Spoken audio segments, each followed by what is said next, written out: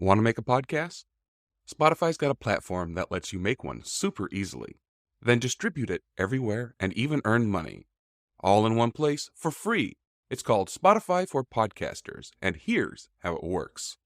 Spotify for Podcasters lets you record and edit podcasts right from your phone or computer, so no matter what your setup is like, you can start creating today. Then you can distribute your podcast to Spotify and everywhere else podcasts are heard. Video podcasts are also available on Spotify. And when you want to take conversations with your fans to the next level, Q&A and polls are the best way to get them talking. With Spotify for Podcasters, you can earn money in a variety of ways, including ads and podcast subscriptions. And best of all, it's totally free with no catch.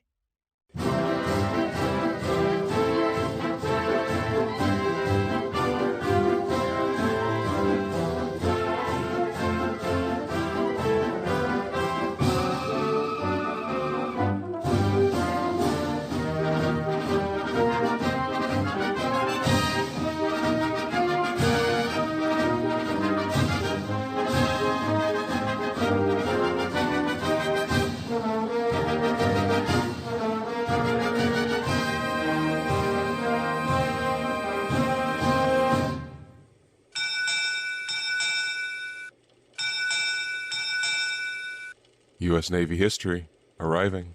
Welcome back to the U.S. Navy History Podcast.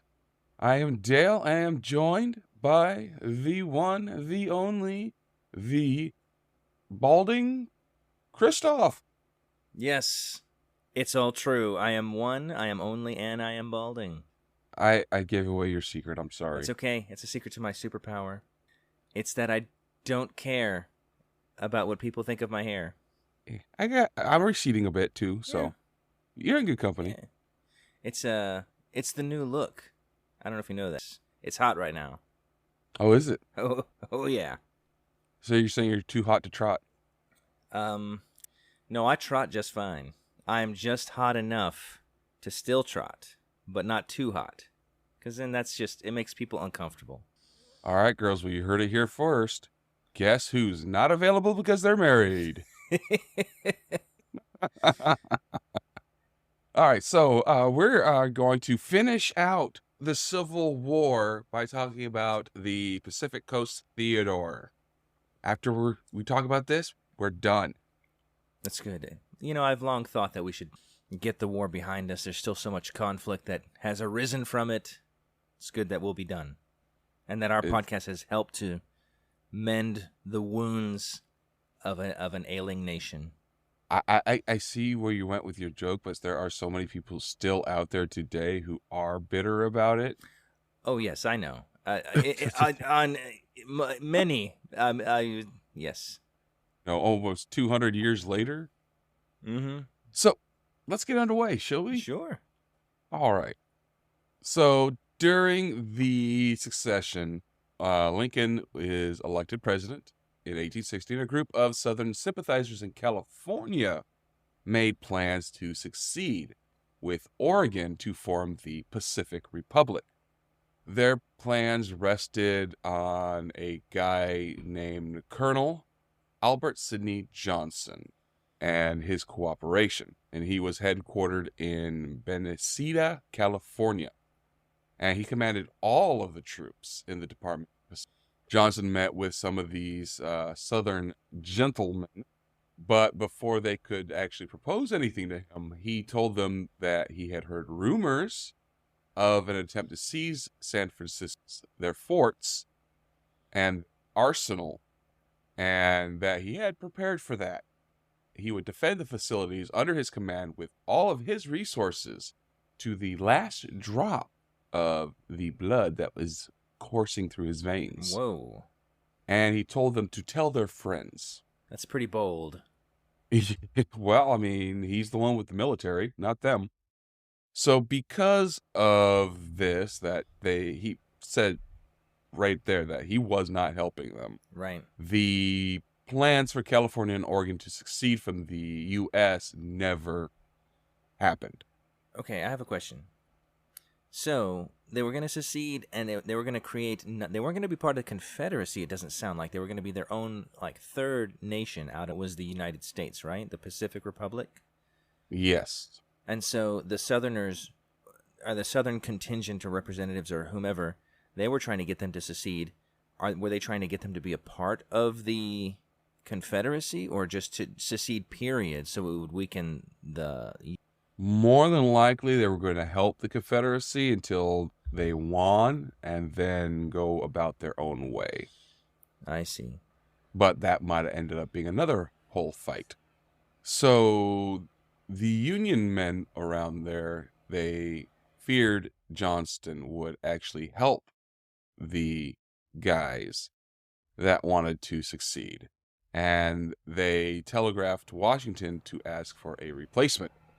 And so Brigadier General Edwin Voss Sumner was sent west through the Panama to replace Johnston in March of 1861.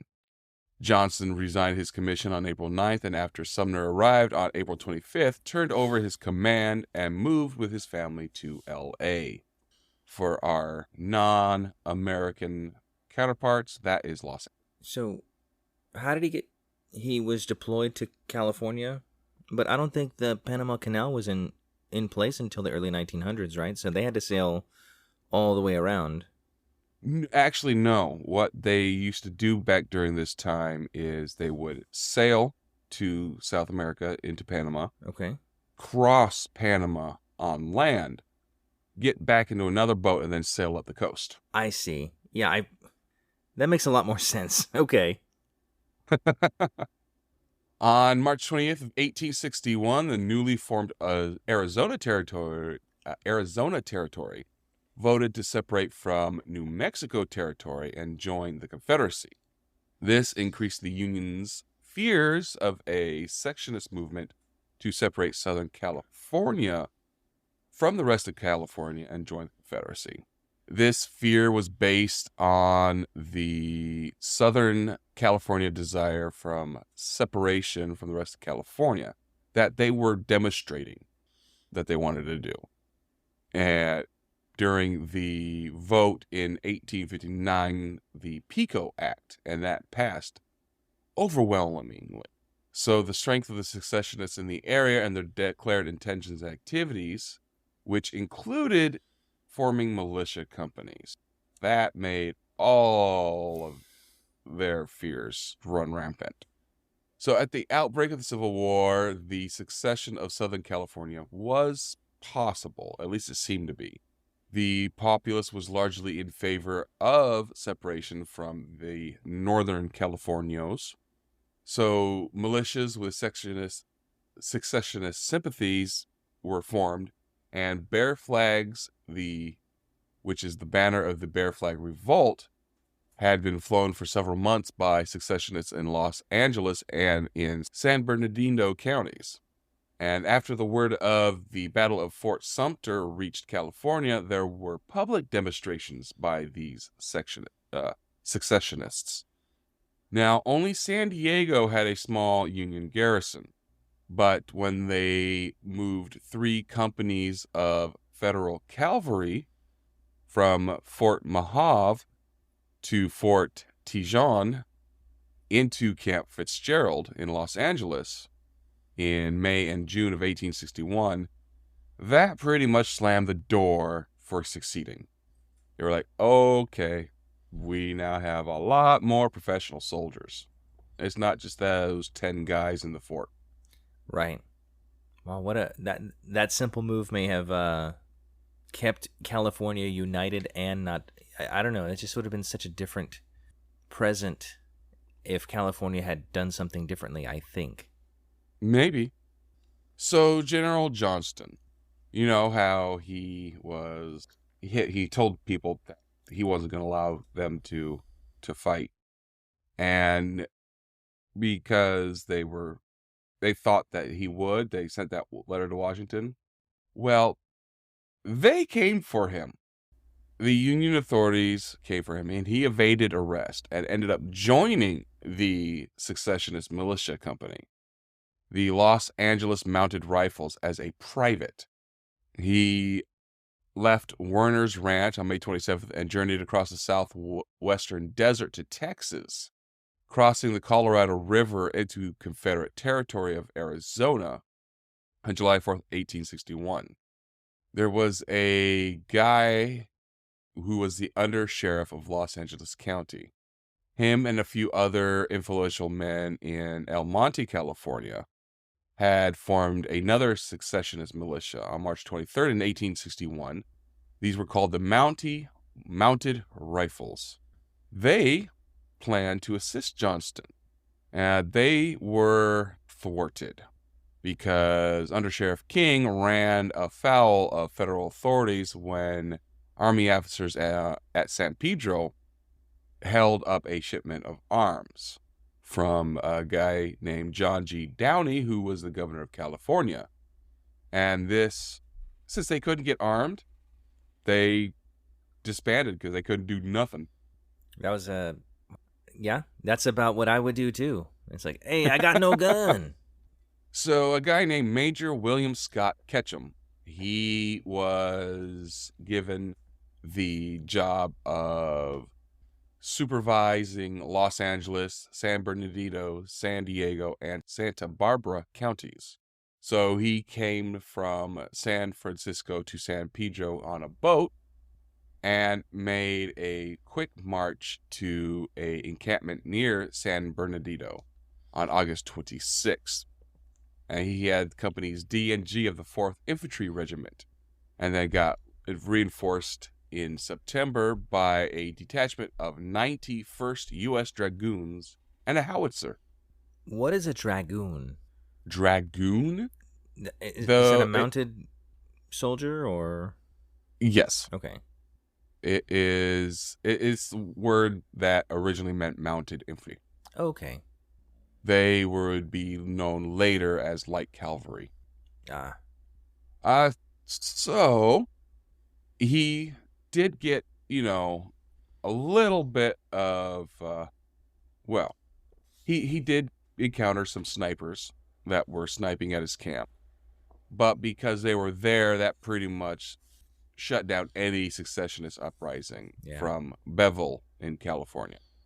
And when the Dragoons came out into the streets of San Bernardino at the end of a election day, that anybody out protesting was pretty much shut down. This is very illuminating. This is not something I would have. I never hear about it out of California. In fact, just to know that there were so many Confederate sympathizers and they were very close. They were protesting in order to secede, and they're shutting down people's free speech. But because it's so tense, that's wild. You are instructing me for the first time on these facts. My public school education has let me down. Well, keep in mind, it's also wartime. So a lot of rights and freedoms are also null and void during this time. Is that what it says in the Constitution? I don't know. No, but, the guys with guns make the rules during war. That's just the way it works. So Union commanders would rely on the San Bernardino Mounted Rifles and a guy named Captain Clarence E. Bennett for intelligence. They were spying on people, and they used this intelligence to hold the pro-Southern San Bernardino County for the Union until federal troops were able to be withdrawn and replaced by California volunteers. On September 25th of 1861, the District of Southern California was established, and its headquarters was at Camp Latham, which was west of L.A., and then later it was moved to Drum Barracks. It was first formed to control the secessionist majority population in Southern California, and it included the Tulare County, which was north of them, which at the time was actually much larger than it is in present day. It also included what is now Kings, Kern, Inyo counties, and part of Fresco County as well. or Fresno County as well. Okay. So from Camp Latham, Ketchum's regular soldiers were relieved on October 20th by 3 companies of the 1st California Cavalry. They were sent out and established Camp Carlton, and then later Camp Morris. Volunteer troops were also sent to Camp Wright in San Diego County to watch the southern overland approach to California across the Colorado Desert from Fort Yuma. Because, you got to shut areas down that people will be able to cross, and it is possible to cross the desert. Oh, yes. Not my favorite place to cross, if I'm going to be honest with you, but it's possible. Well, yeah, it gets really hot there and then really cold, all in the same day. Yeah, just make up your mind, nature. They were also instructed to intercept secessionist sympathizers traveling to the east to join the Confederate Army. And in March of 1862, all the troops drilling at Camp Latham were transferred to Camp Drum, leaving a company of soldiers to observe the L.A. area. Then came the Great Flood of 1862, and they had to evacuate all their garrisons to New Camp Charleston, which is near the secessionist hotbed of El Monte. And for the rest of the Civil War, Union garrisons were maintained in Southern California. Now, there were a few battles in California, but they were all Army battles, nothing Navy. So, all we'll say about that is that a lot of people were hurt, and there was a lot of Native American fighting there as well.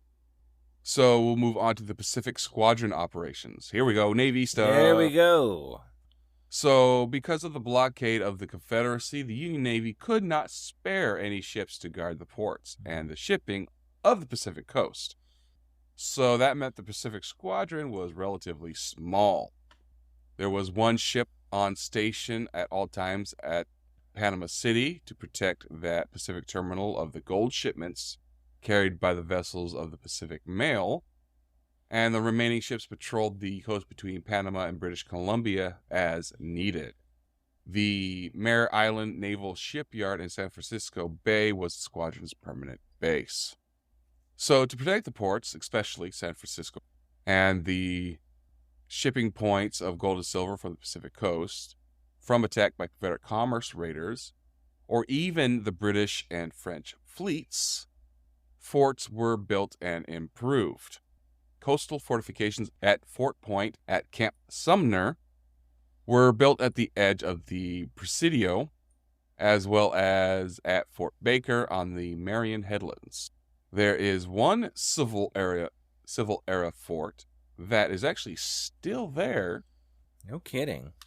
Can you guess which one? It's on the West Coast. It's very famous.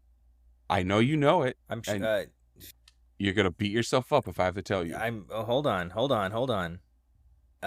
West Coast. For whatever reason, all that comes to mind is Alcatraz, and I know that's not right. You are incorrect. It is Alcatraz. Really? Okay. It is. Well, go me. This was the post of Alcatraz Island, or Fort Alcatraz. All and right. For those that don't know, this is a rocky island just inside the Golden Gate Bridge. It served as a prison for secessionists and later became the Alcatraz Federal Penitentiary. San Francisco Bay was also protected by the Benecita Arsenal, Fort Mason at San Francisco's Port San Jose, and Camp Reynolds on Angel Island. They established 2 forts at the mouth of the Columbia River because it was the gateway to the new Idaho gold fields. In 1862, a camp called Post at Camp Disappointment. Is that the real name of that camp, or yeah, well, at Cape Disappointment. Oh, but yeah, well. Still, Post at Cape Disappointment was established in Washington Territory. Fortifications were built and artillery installed to cover the mouth of the river. In 1863, Fort at Point Adams was established in Oregon on the south bank of the mouth of the Columbia River. to pretty much function the same as Fort Cape Disappointment. And then posts were also established at the ports of San Diego, San Pedro Bay, Santa Barbara, Noyo, Humboldt Bay, and Fort Vancouver. In 1864, Santa Clarita Island was seized by the federal forces, and there was a post established and garrisoned there. And the population was removed to prevent it from being used as a base for privateers. They need to kick the people out so they don't become pirates. Right. I wonder if they still have that land as a federal acquisition or if it was ever returned. Well, they had considered making it a reservation for Indians captured in the Bald Hills War. Okay. But I'm sure that they pulled out eventually and gave it back. So, after the failure of the New Mexico campaign to the end of the Civil War, there were some attempts by the Confederate Navy to steal the gold and silver and to raid commerce from the Union in the Pacific Ocean. We have a few examples.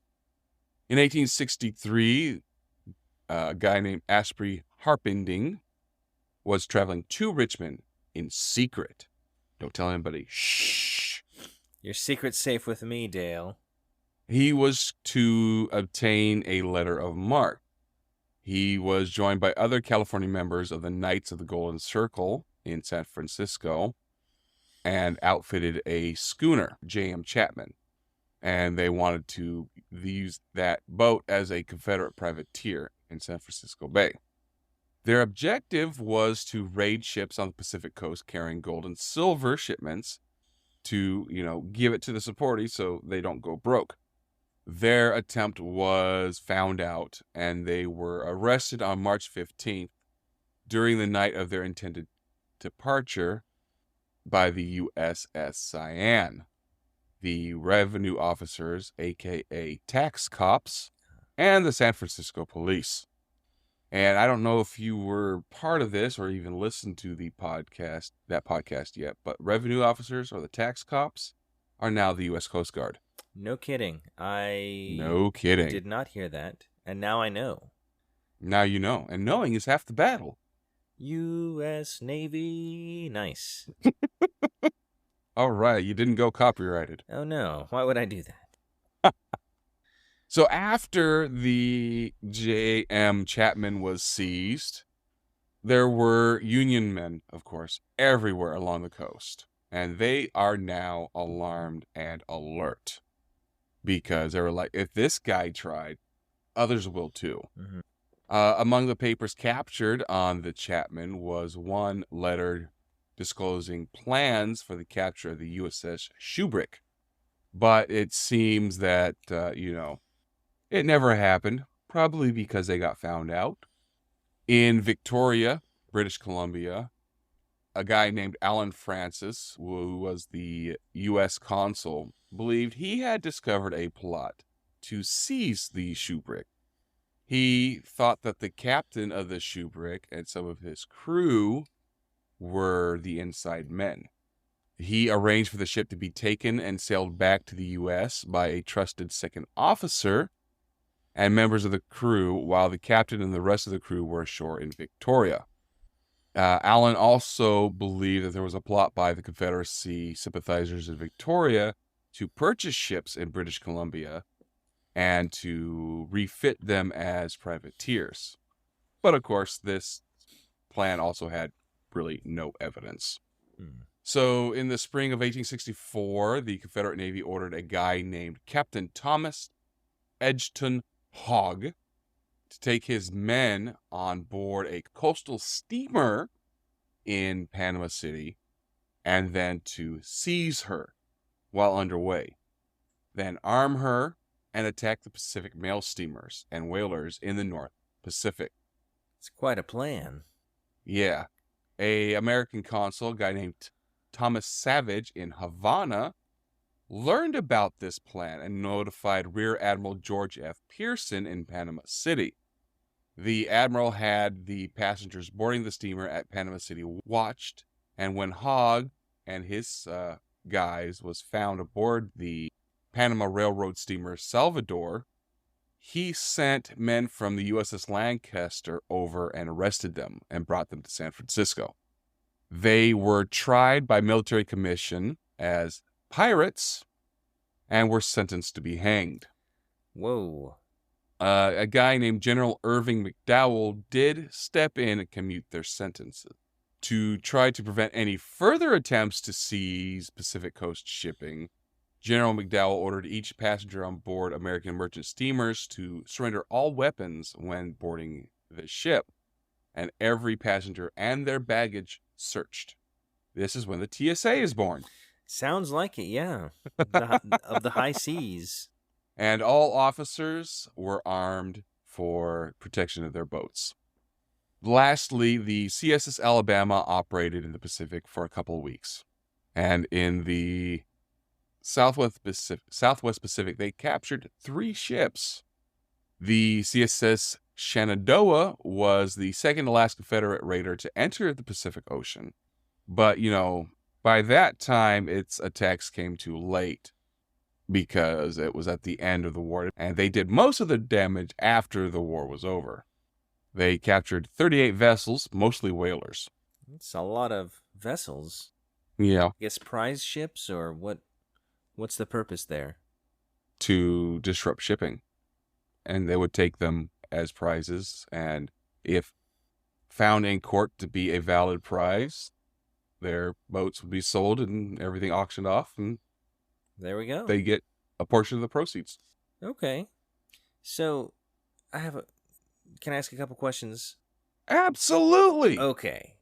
So, letter of marque, I think I know what that is, but let me clarify. It's like permission from a governmental body, or a kingdom or whatever, to basically commit piracy, right? No. Okay. It is a letter from the government giving permission to raid and attack and capture enemy vessels of that country. I see. So you're acting as an agent of the country, and if they're at war with another country, you are enabled to fight against them. Right. It was much more profitable being a privateer in this capacity than to be part of the Navy. And this is how navies blustered their numbers, by hiring privateers with a letter of marque. Okay. Piracy is different because they just went after everybody. Okay. A lot of these privateers ended up being pirates after, the letters of marque were rescinded after the wars were over. But yeah, there's a distinct difference. Okay, that makes sense. And then the other one, do you think hanging is still the punishment for piracy today? Depends on the country. Well, United States. No. Okay. You'll be imprisoned. Okay. Not that I'm exploring career options right now into piracy, but you gotta count the cost. You know what I mean? Well, it is a federal crime, so you will do federal time if caught. And I'm sure if you kill someone while in the commission of your crime, that will upgrade you to the death penalty. And in the United States, that is lethal. All right. I'm going to reevaluate my career option. Thanks. Yes. You're welcome. Oh, that's all of the questions for now. Thanks. No worries. So back to the Shenandoah. Words of their attacks came to the Pacific Squadron. They sent out boats to hunt them down, but ended up not being able to find it. I mean, you're looking for one boat in the Pacific Ocean.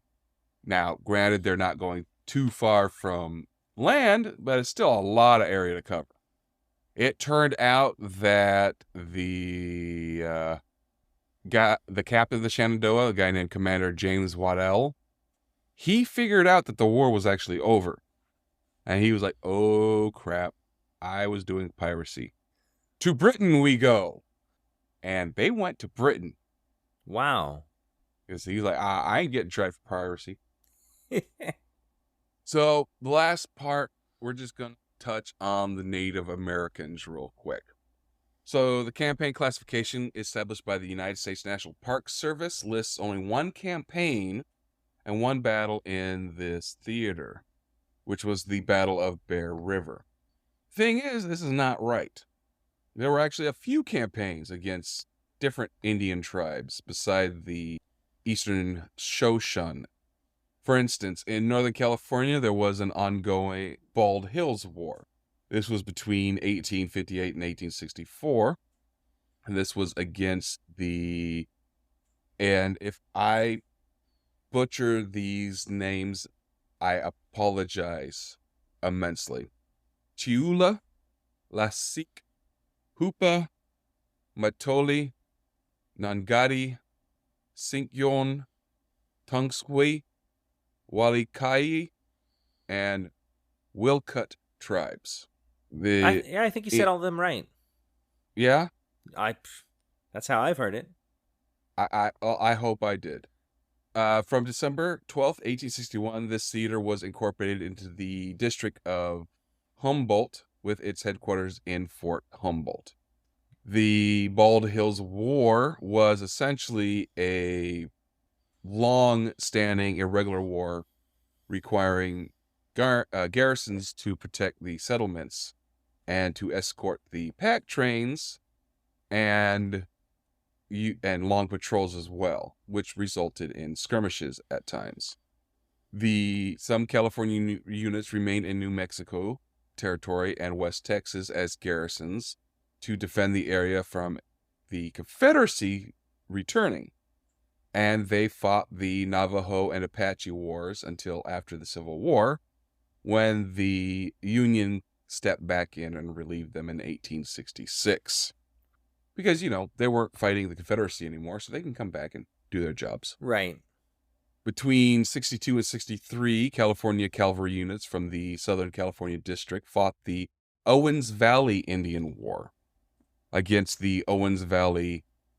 And again, if I mess this up, I apologize. Paiutes, and against their allies among the Kauai Sioux in the Sierra Mountains to the west.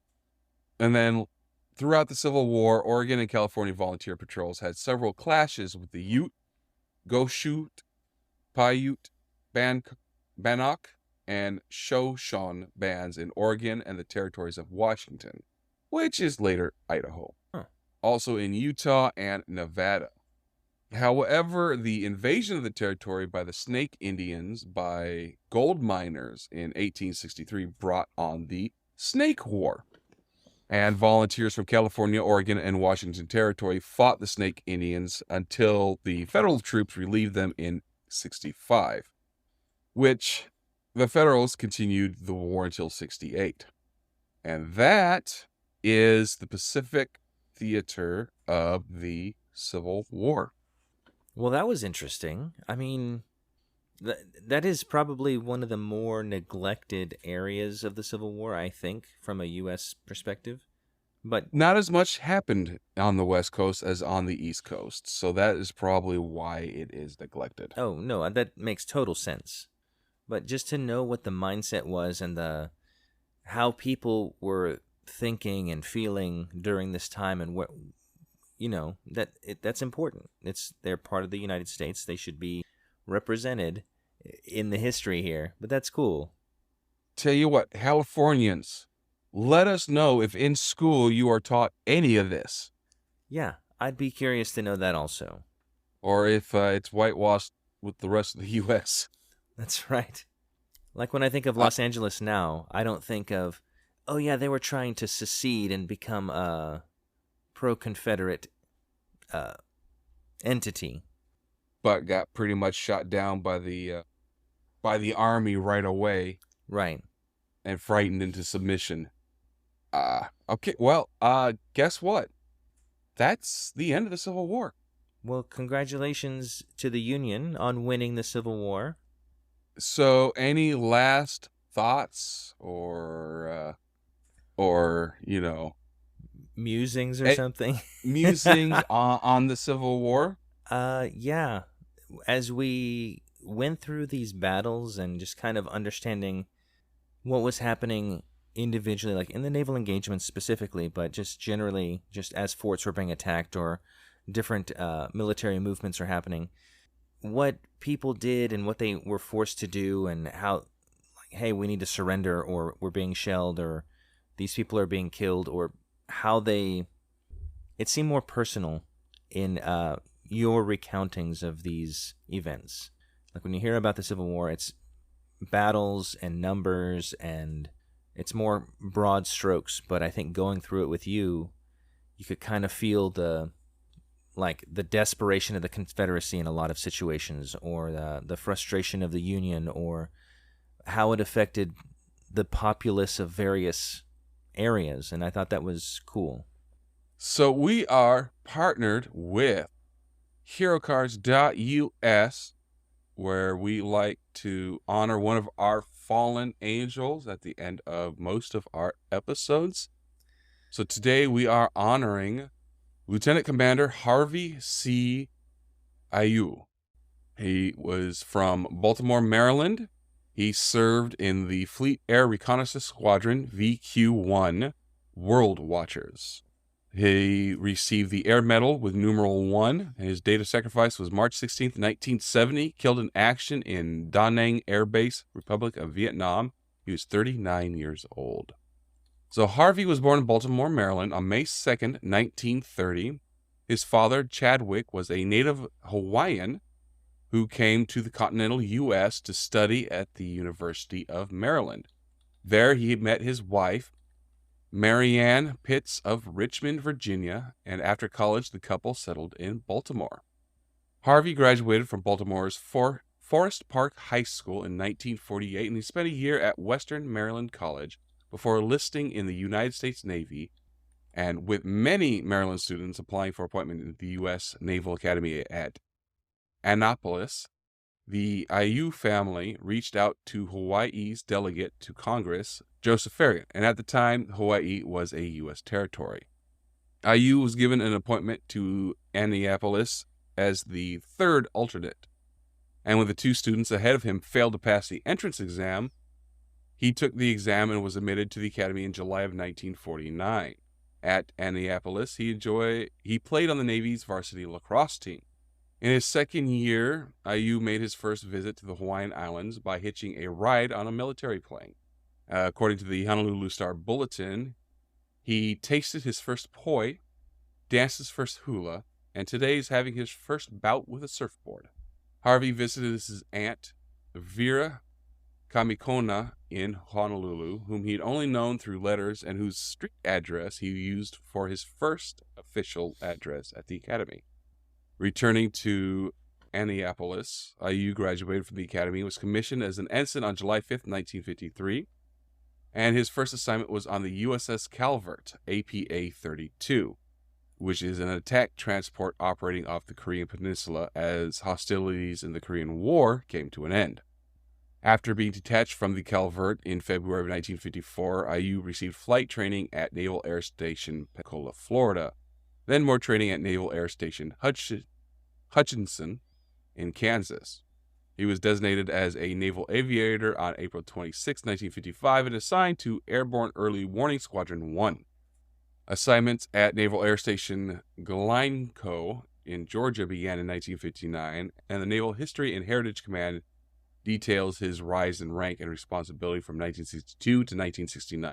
Quote, in May 1962, he joined the staff of Commander Carrier Division 1 as Assistant Combat Information Center Officer, and in February of 1963, reported for training with Patrol Squadron 31. Transferred in August 1963 to Patrol Squadron 28, he served as Administrative Officer and Patrol Plane Commander until June 1965. Then he was assigned as Emergency Action Officer, Team 1 Airborne Command Post, Operations Division at Headquarters, Commander-in-Chief, Pacific. He reported in May 1966 for instruction at the Naval Postgraduate School, Monterey, California. In July 1967, became head of the Naval Tactical Data System Programming Section. Fleet Computer Program Center, San Diego, California. While there, he received the degree of Master of Science in Management Science from the United States International University, San Diego, in 1969. In June of that year, he joined Fleet Air Reconnaissance Squadron 1 to serve as Electronic Warfare Aircraft Commander in EC-121M and Computer Systems Analyst. Harvey Ayu achieved in rank to Lieutenant Commander. In Vietnam, Ayu's unit flew an EC-121M Super Constellation early warning aircraft, which is used to monitor North Vietnamese radio and radar transmissions. On March 6, 1970, Lieutenant Commander Ayu's Super Connie spy plane with a crew of 31 men experienced a mechanical problem as it approached South Vietnam's Da Nang Air Base after a flight from Tinian Air Base in Taiwan. The Bureau of Aircraft Accident Archives recounts, quote, "The engine number 4 was shut down in flight due to a generator overheating. On final approach, the plane was unstable and lost height. The crew was aware that the first 1,000 feet of the runway, 35L, were unserviceable due to repair, so we increased power on the 3 remaining engines. At a height of about 40 feet, the tail stalled and struck the runway surface. Out of control, the airplane crashed in flames and struck several equipment on ground. 8 occupants and 2 people on the ground were injured, while 23 occupants were killed." Lieutenant Commander Harvey Ayu, at age 39, was among the 23 left behind were his wife, Ruth, and their 3 children, Peter, Kathleen, and Michael. He was laid to rest at Fort Rosecrans National Cemetery overlooking the Pacific Ocean in San Diego, California. Lieutenant Commander Ayu is honored at the Vietnam Veterans Memorial in Washington, D.C., where his name is inscribed on panel 12W, line 2. So, Lieutenant Commander Harvey C. Ayu, thank you. Thank you. So that is going to do it for us. Christoph, take us out, please. All right. Well, once again, all you fabulous people that are listening to us, thank you very much for your continued. Please keep listening. Rate us if you can, iTunes or whichever platform you hear us on. We're also on YouTube. You can listen to us there and also rate us there. If you'd like to contact us, make this a more, interactive experience with some back and forth, please do. You can email us at usnavyhistorypodcast@gmail.com or tweet at us, or whatever the future equivalent of that is going to be on that platform, at USNHistoryPod. And, everybody that follows us will see what you said. So that'll be great. Finally, we have a Discord channel. You can find that and more in the show notes. Please join us and talk about all kinds of stuff. Ooh, I'm realizing I forgot to post a picture in our Discord last time, so I'm glad we're talking about this, and I'll have to do that right after this episode. And as always, fair winds and following seas. See you next time. Take care.